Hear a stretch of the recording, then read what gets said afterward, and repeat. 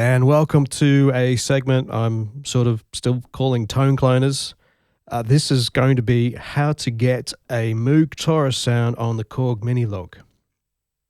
So, well, why do I want to do that? Well, because I bought a Korg Minilogue, and that's why. I got it new at a very good price during the sales. It was an offer that was too good to refuse. Did a bit of research and I figured, well, look, it's still got the two oscillators, it's got a filter, it's 4-pole filter, resonance, all that kind of stuff. Maybe it'll be good enough to get some of my favorite Moog-like sounds. Now, my reference is, well, I haven't got a real Taurus. My mate Tim does, but I don't. But I've got a very, very good VST instrument, and I think it's freely available, so I'll put the link up in the description where you can grab this.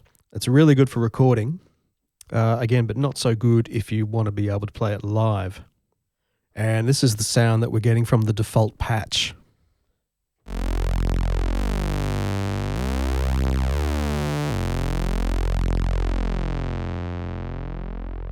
And this is where this patch today is going to end up.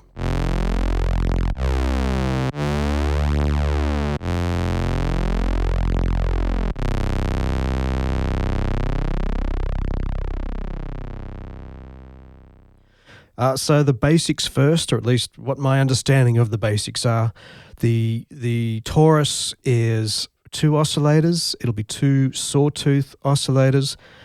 Same octave, just slightly detuned. And obviously it's a monophonic synth. So we've got to set the Korg Minilogue into monophonic mode. Now this is great because these knobs are already set up to the a good setting. But I'm going to be masochistic. I'm going to just mess with all the knobs, turn them noon or whatever, scratch them around, and probably more usefully going to show you how we get back to this point, because I think it's much more interesting to know what each of these sections is doing rather than just saying, right, here's the end point. Now let's mess things up.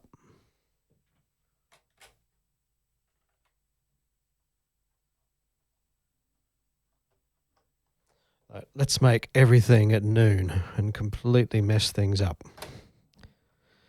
And then we'll see what the process was to get there. So what do we got? Right. We got this, which, all right, let's try to work our way back. So first thing I'm going to do is switch them to the sawtooth. They're on the same octave, so that's good. Okay. That LFO is missing with the patch here, so let's get the LFO out of it. I don't really want it for a Taurus anyway. Let's turn the intensity all the way down. Put it back onto pitch so it's not messing with the filter. And I'll just set it back to a triangle. All right. Okay, good. LFO's gone. Let's send our envelope to something useful.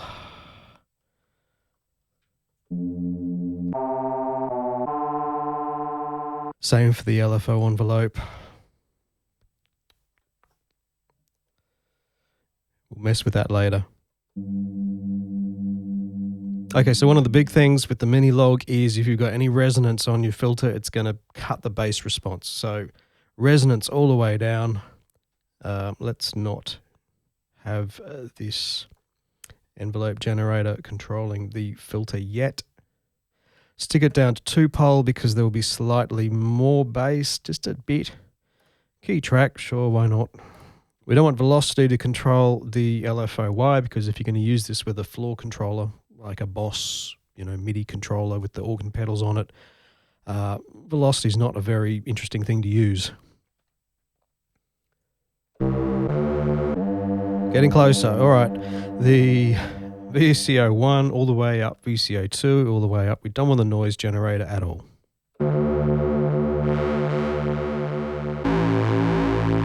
Okay, what do we got here? Shape. We don't want a shape on these oscillators. We just want very, very basic sawtooth.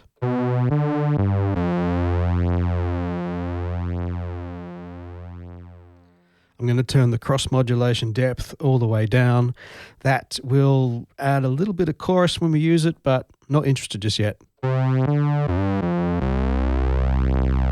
Okay, we're getting close. Let's just open up the filter to see what we're dealing with. And here's the reference.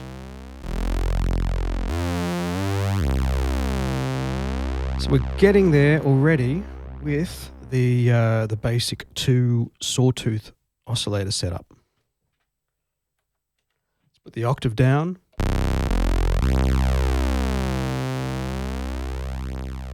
So one thing we want to do is detune the oscillator slightly. So this first oscillator, 0 cents. And the second oscillator, we will just detune it a little bit, about 8 cents or 10 cents. And that gives that phasing effect.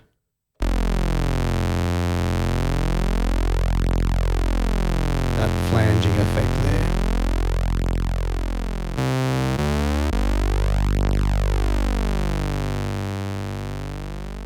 Okay, we're doing pretty well. That's the Taurus plugin. All right, let's mess with this amp envelope.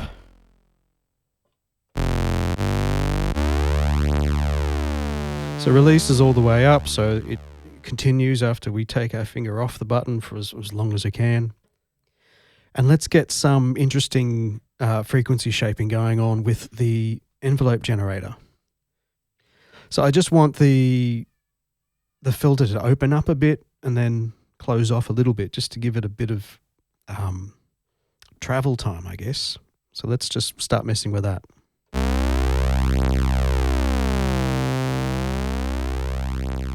So this will apply the envelope to the filter. And the cutoff frequency is our final resting frequency. So at extreme levels.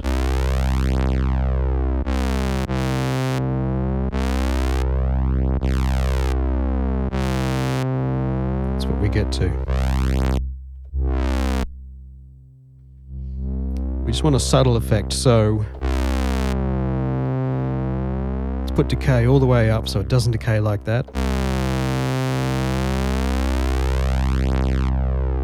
I'm going to turn release all the way up so it doesn't suddenly die when I take my finger off the key.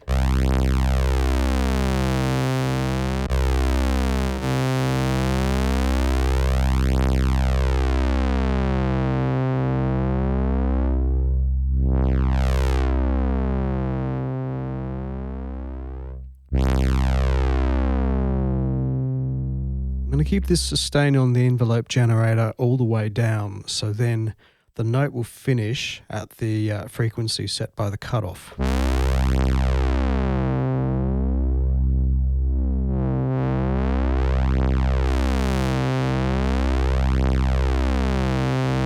Say about there.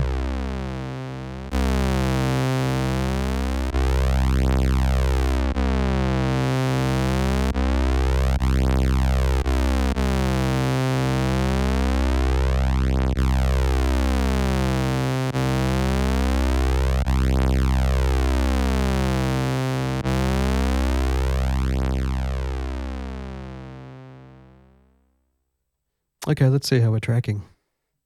Too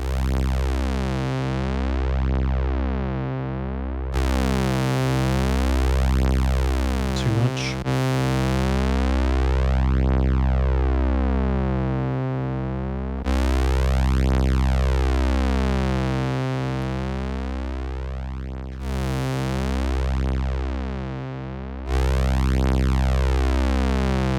I almost need a little bit of more detuning.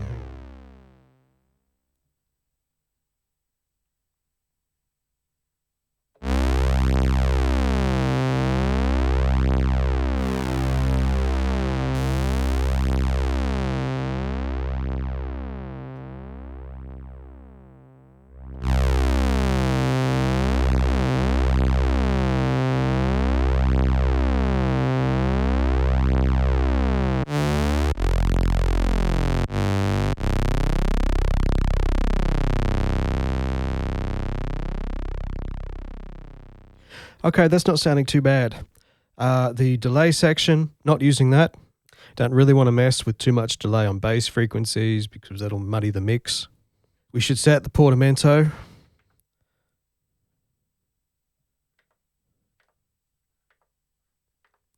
Okay, and I've got the portamento set to 22. It gives you a nice, like... That could be a bit larger, actually.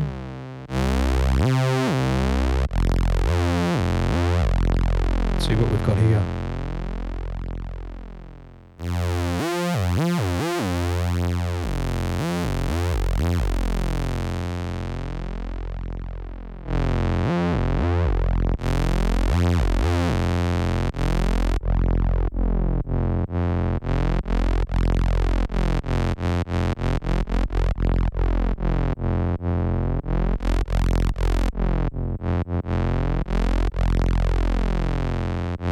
I made a mistake with the velocity control. That's off. That's on. Turn it off. So we've got another couple of things we can mess with here potentially. One is the cross modulation depth. That is, I believe, the second oscillator being used to modulate the frequency of the first oscillator. Because they're quite similar, it's a subtle effect, but let's see what it sounds like.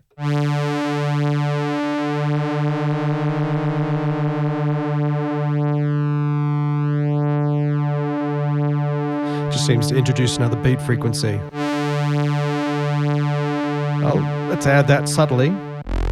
And now the trick up our sleeve is this voice mode depth. It, because we're in mono mode, it adds a sub oscillator on the Minilogue. So that sounds like a really good idea. Let's see what it sounds like. But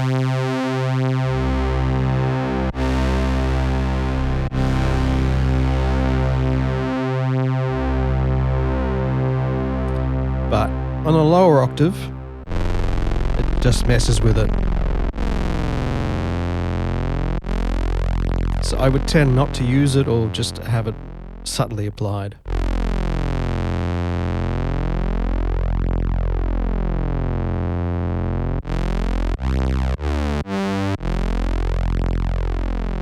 Alright, let's do a quick A-B.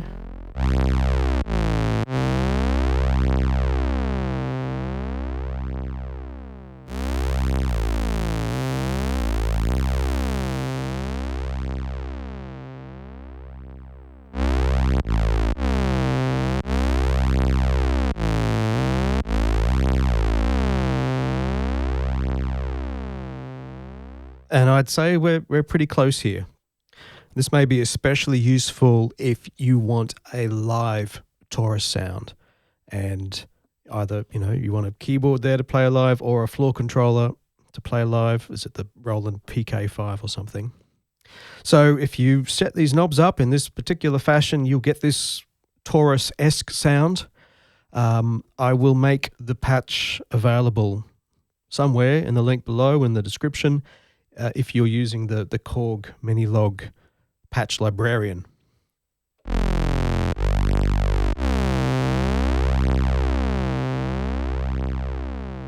If you found this video useful, please consider liking, subscribing. All that stuff really helps us out. And if you've got any particular sounds that you'd like emulated on the Minilogue, throw it in the comments below and I'll see if I can figure out how to do that. One of the next ones I'd really like to do is the Rick Wright Dogs lead synth sound. Very difficult, but I'm getting there.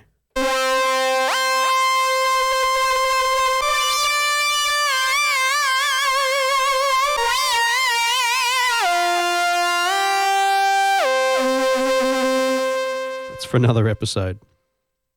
Talk to you soon.